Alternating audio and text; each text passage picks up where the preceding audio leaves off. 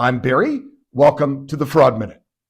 We've talked many times about lawyers, doctors, accountants, people who hold MBAs ending up in federal prison, and concluded, based on my experience and perhaps yours, that of the 2.1 million people busting the seams of our prisons, state and federally, across the country, we all had one thing in common: none of us ever planned on being there. That's a critical thing. No one ever plans on being there. Compromise because of economic pressure or whatever raises its head, and we fall into the temptation.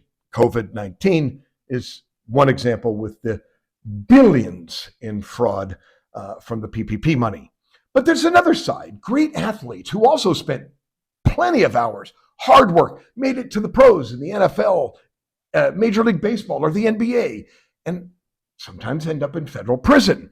Sadly, never was part of the plan, the point. Case in point, recently, Terrence Williams. Brilliant 11th pick, the 11th pick of the 2009 draft. Great player out of Louisville. He was just sentenced to 10 years in federal prison for an NBA health welfare benefit plan scheme, about $5 million in victim impact. But he wasn't alone. There were 17 other players involved, including former Laker Shannon Brown, also someone who probably didn't plan on ending up in federal prison.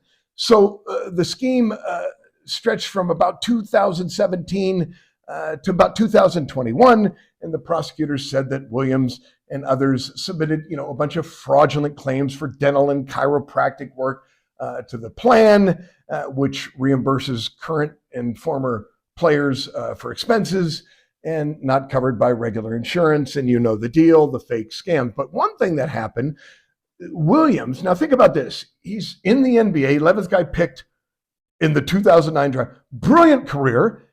Did he ever think that he was going to impersonate a health plan employee to keep the scheme going and threaten a dentist involved in the scheme?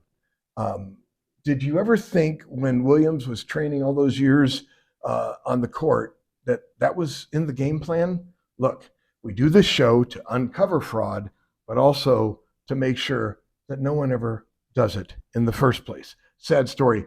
Wish only the best for Mr. Williams and the others. Understand how compromise does rear its ugly head. Just want to be prepared for that. I'm Barry. That's the Fraud Minute. And remember, it ain't over. Don't believe the haters. You can overcome no matter what, and we're pulling for you. See you next time.